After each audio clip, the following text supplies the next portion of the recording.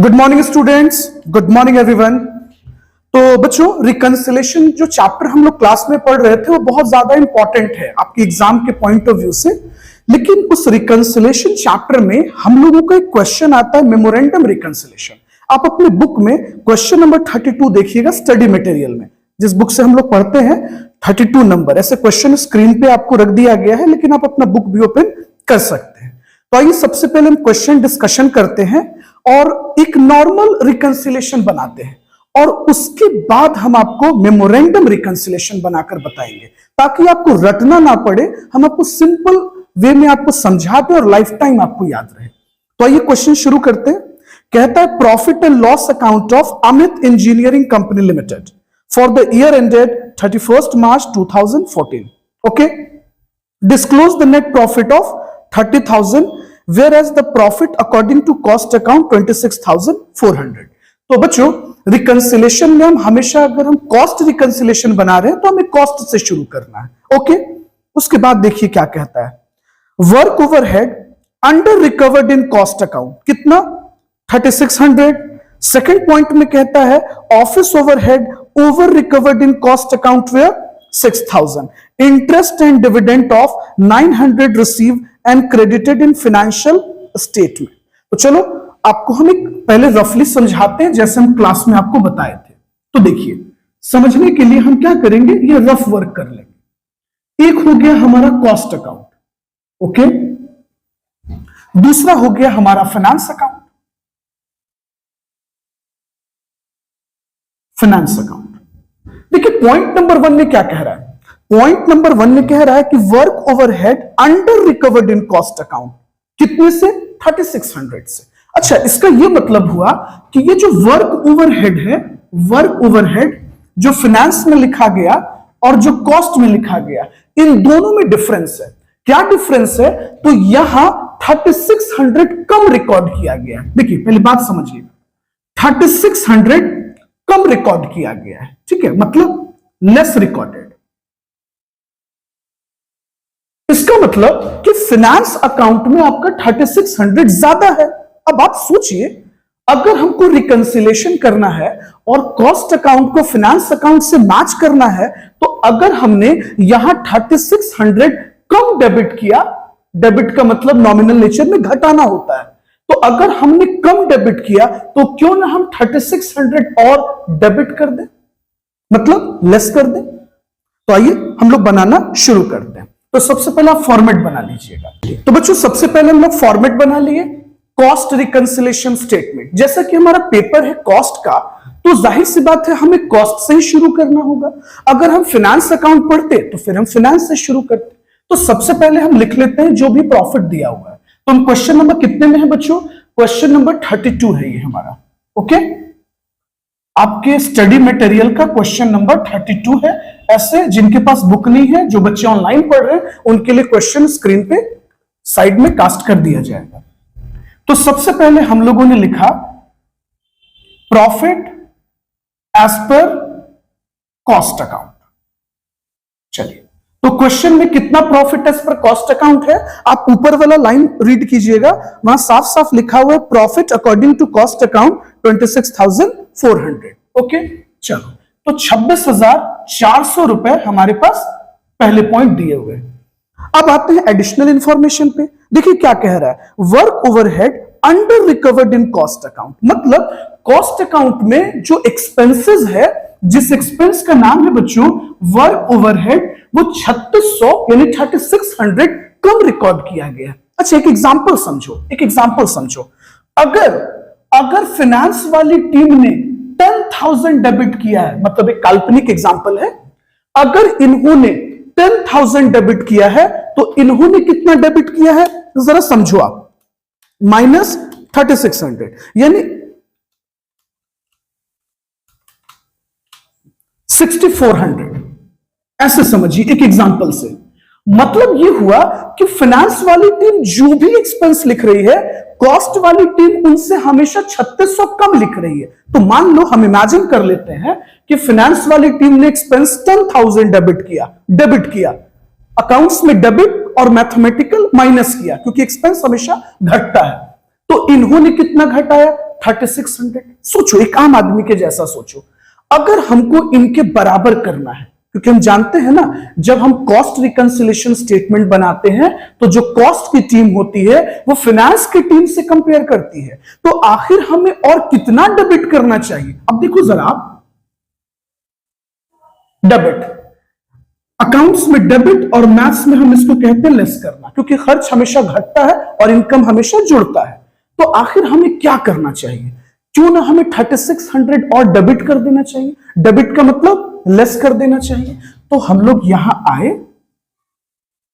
और क्या कर देंगे, यानी हम ये बताएंगे work overhead under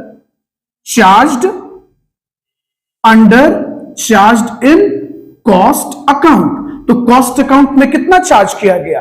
under charge किया गया। कितना अंडर चार्ज किया गया? 3600। अब सोचो जरा तुम, कंपेयर हम इनसे करते हैं लेकिन प्रॉब्लम अपना बताते हैं कि हमने क्या गलती किया। तो हमने 3600 कम डेबिट किया। अब तुम सोचो बच्चे, अगर हम 3600 और डेबिट कर दिए तो हम भी तो इनके बराबर हो गए ना। अब तुम सोच रहे होगे सर 10,000 कहां से आ गया? क्वेश्चन में नहीं है, वो मैंने इमेजिन किया है कि कुछ तो अमाउंट होगा ही ना, लाख, 2 लाख, 1000, कुछ तो होगा। तो मान लो अगर यहां इतना है तो इन्होंने 3600 कम डेबिट किया तो हमने और डेबिट कर दिया। यानी अकाउंट्स के भाषा में डेबिट और मैथ्स के भाषा में लेस। ओके, आगे चलते हैं। चलिए आइए नेक्स्ट पॉइंट पे आते हैं। Office overhead over recovered in cost account. अच्छा बच्चों, अब आते हैं ऑफिस ओवरहेड। देखो ऑफिस ओवरहेड हम शॉर्ट में लिख दे रहे हैं, यहां पे देखो ऑफिस ओवरहेड। तो क्वेश्चन में कह रहा है कि जो कॉस्ट वाली टीम है ऑफिस ओवरहेड ओवर रिकवर्ड है, मतलब कॉस्ट अकाउंट में 10 नहीं 6,000 ज्यादा लिख दिया गया है। तो इमेजिन करते हैं बच्चों, मान लो अगर फाइनेंस वाली टीम ने 10,000 डेबिट किया, मान लो, इमेजिन कर लो, तो इन्होंने कितना लिख दिया? इन्होंने 16 लिख दिया, 16,000। ओके, इमेजिन करो कि अगर ये 1,000 लिख रहे हैं इन्होंने, तो ये टीम कितना लिख दे रही है? 7,000। कहने का मतलब कि हर हाल में कॉस्ट वाली जो टीम है वो 6,000 एक्सपेंस ज्यादा घटा रही है। ठीक है, एक एग्जांपल पे समझते हैं ताकि आपको हौच पौच ना हो। अब एक आम इंसान के जैसा सोचो, हमसे क्या गलती हो गई? एज अ कॉस्ट टीम सोचो, हमसे क्या गलती हो गई? हमसे यही गलती हो गई कि हमने 6,000 ऑफिस ओवरहेड ज्यादा डेबिट कर दिया अकाउंट्स में, और अगर हम मैथमेटिकली बात करें तो हमने 6,000 ज्यादा घटा दिया। तो अगर हम ज्यादा घटा रहे हैं तो हमें वापस क्या कर देना चाहिए? ऐड कर देना चाहिए। हम ऐड कर देंगे, क्या लिख देंगे? Office overhead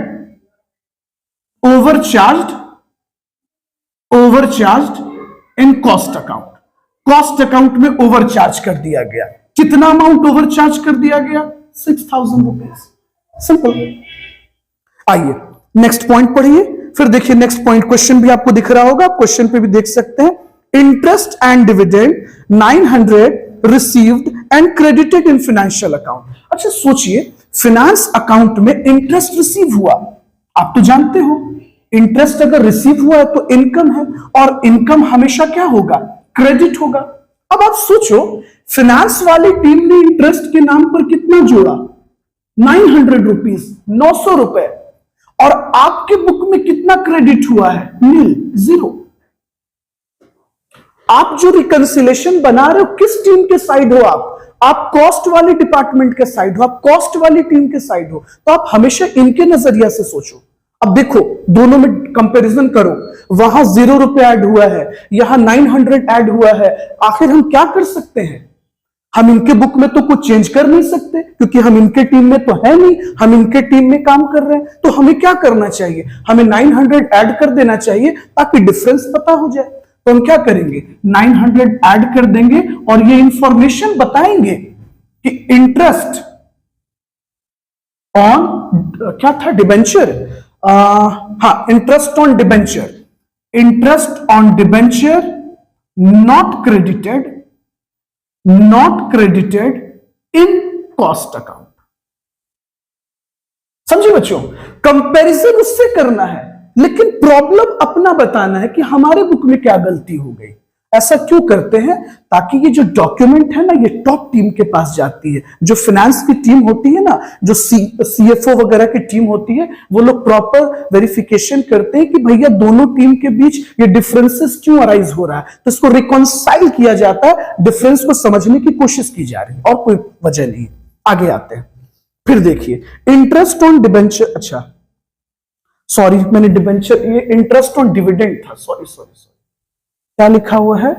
interest and dividend, गलती से नीचे वाला लाइन दिख गया था वो, इंटरेस्ट एंड डिविडेंड। आइए अगले पॉइंट पे आते हैं।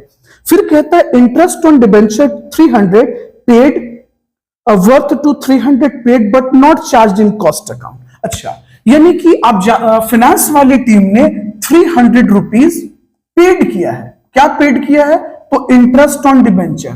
आप ऐसे भी सिंगल आउटपुट कॉस्टिंग में पढ़े होंगे कि बहुत सारे ऐसे एक्सपेंस होते हैं जो प्योरली फाइनेंशियल होते हैं, वो कॉस्ट में नहीं जाते बच्चों, तो ऐसे भी डिबेंचर का इंटरेस्ट इसमें आएगा भी नहीं। तो आपने क्या लिखा भैया? इंटरेस्ट ऑन डिबेंचर के नाम पर नहीं। अब देखो, आपके बुक में डेबिट 0 रुपया हुआ है और आपकी जो कॉम्पिटिटर है जिससे आप कंपैरिजन कर रहे हो, उन्होंने कितना डेबिट किया? 300। तो हम ऐसा क्या करें कि हम उनके बराबर हो जाएं? सिंपल, हमें भी 300 क्या कर देना चाहिए? डेबिट कर देना चाहिए। यानी अकाउंट्स में बात करें तो डेबिट, और मैथमेटिकली बात करें तो माइनस कर देना चाहिए। सिंपल। चलो अब हम लिख देंगे interest on debenture paid not recorded in cost account. Simple. आगे चलते हैं। अब देखिए, फिर कहता है 600 received as transfer fee in connection with transfer of shares. अच्छा, जिन बच्चों को नहीं पता उनको हम बता दें, ट्रांसफर फी ना शेयर्स इशू करते समय जनरेट होता है, वो एक इनकम होता है। तो देखो, फाइनेंस वाली टीम ने क्या रिसीव किया है? ट्रांसफर फी रिसीव किया है। कितना रिसीव किया है बच्चों? तो क्वेश्चन में आप देखो, ऊपर हाईलाइट क्वेश्चन आपको दिख रहा होगा 600। तो कॉस्ट वाली टीम में कितना ऐड हुआ बच्चों? ट्रांसफर फी के नाम पर 0। अब तुम ही सोचो, हमने कुछ भी नहीं जोड़ा, हमने कुछ भी क्रेडिट नहीं किया, हमारे बुक में कुछ भी क्रेडिट नहीं हुआ, और हमारी जो कॉम्पिटिटर है वो कितना क्रेडिट कर रही है? 600 रुपीज। हमें ऐसा क्या करना चाहिए कि हम इनके बराबर हो जाए? सिंपल, हमें भी जोड़ देना चाहिए। Transfer fee not recorded in cost account, मतलब हमारे बुक में क्या गलती हो गई? क्योंकि रिकंसिलिएशन हम बना रहे ना, तो हमने लिख दिया। अब आइए इसको टोटल करके देखते हैं कि ये फाइनेंस से मैच कर रहा है कि नहीं। चलिए कैलकुलेटर उठाइए, तो देखिए profit as per cost account कितना है हमारा? 26,400, very good, plus 6,000 plus 900 plus 600 less 3,600 और 300। तो profit as per finance account हमारा आता है 30,000। लीजिए बच्चों, मैच कर गया। क्वेश्चन के सबसे ऊपर लाइन में आप देखो लिखा हुआ है profit as per finance account, profit as per finance account. अच्छा सर, एक बात बताइए, इस क्वेश्चन में कह रहा है मेमोरेंडम रिकंसिलेशन बनाने के लिए, लेकिन आप बिना मतलब का हम लोगों को रिकंसिलेशन स्टेटमेंट बनवा दिए, कोई मतलब ही नहीं बनता है। नहीं, इसके पीछे एक लॉजिक था बच्चों। आप क्या करोगे ना कि आप घर पे स्टडी मटेरियल पलटिएगा, देखिएगा, पेज टर्न कीजिएगा और फॉर्मेट को रट्टा मारिएगा। तो फॉर्मेट रटना नहीं है, हम लाइफ टाइम उसको समझने के लिए, वो कॉन्सेप्ट यहीं से डिराइव हुआ है। इसलिए हम चलेंगे अभी मेमोरेंडम रिकंसिलेशन का आपको फॉर्मेट समझाने के लिए। इसलिए हम बताए, ताकि ये तो आपको पहले से भी आता था, इसी बहाने मैंने रिकॉल कर दिया, और इसी के हेल्प से हम आपको मेमोरेंडम भी सिखा देंगे। तो चलिए हम फॉर्मेट बना लेते हैं, और आप भी साथ साथ फॉर्मेट पहले ड्रॉ कर लीजिए। तो इस वाले पार्ट को हम इरेज कर देते हैं और आप वीडियो पॉज कर लिख लीजिएगा। ओके सर, चलिए। तो देखिए बच्चों, एग्जाम में जो क्वेश्चन आता है वो रहता है मेमोरेंडम रिकंसिलेशन का, और आपके बीकॉम के एग्जाम में अक्सर ये क्वेश्चन आ जाता है प्रिपेयर मेमोरेंडम रिकंसिलेशन। तो रटना नहीं है, आप सिंपल देखो, जब हम रिकंसिलेशन बनाते हैं तो अगर प्रॉफिट होता है तो प्रॉफिट पॉजिटिव आइटम होता है, और लॉस हमेशा नेगेटिव आइटम होता है। तो देखिए यहां प्रॉफिट दिया हुआ है, तो हम सिंपल को प्रॉफिट को कहां लिख देंगे, क्रेडिट साइड। तो हम लिखेंगे by profit as per cost account. तो profit as per cost account कितना दिया हुआ है बच्चों, सिंपल प्रॉफिट हमारा दिया हुआ है 26,400 रुपए।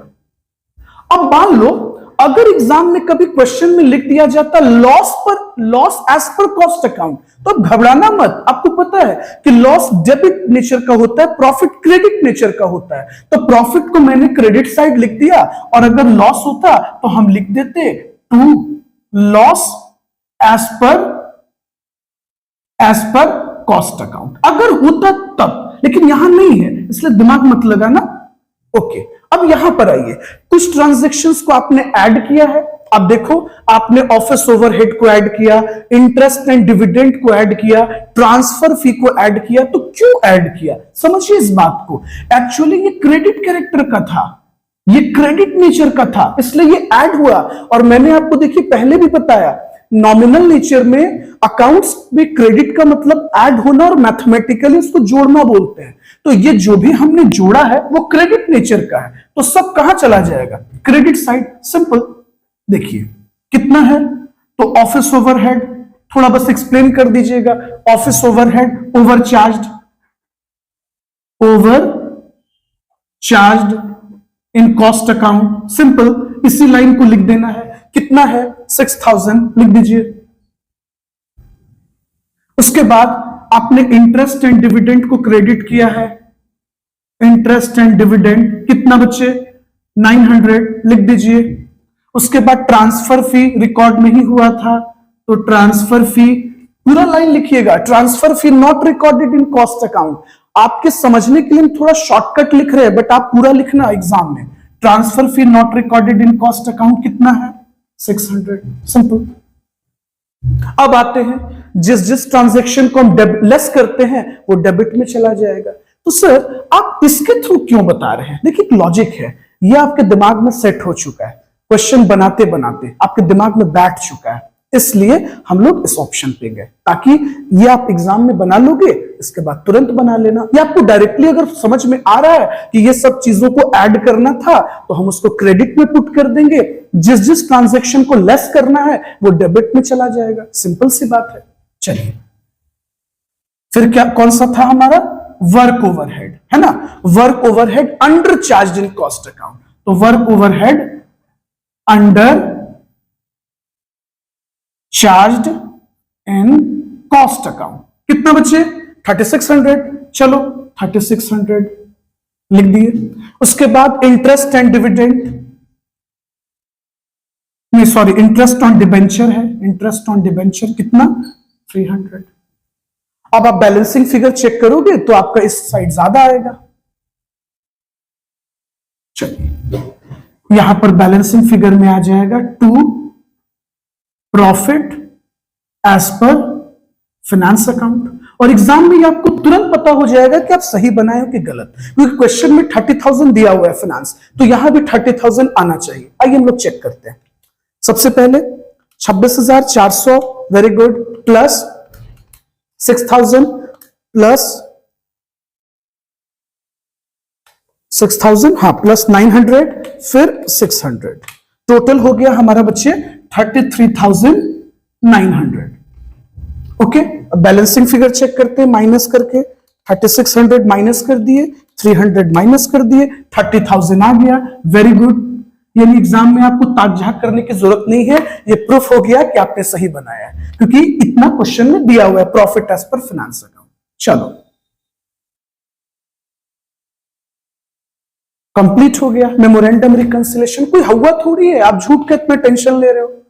चलो एकदम सिंपल है, अगर थोड़ा प्रॉब्लम होगा तो प्लीज एक बार शुरू से आप लेक्चर देख लीजिएगा तो क्लियर हो जाए। चलिए, थैंक यू एवरीवन।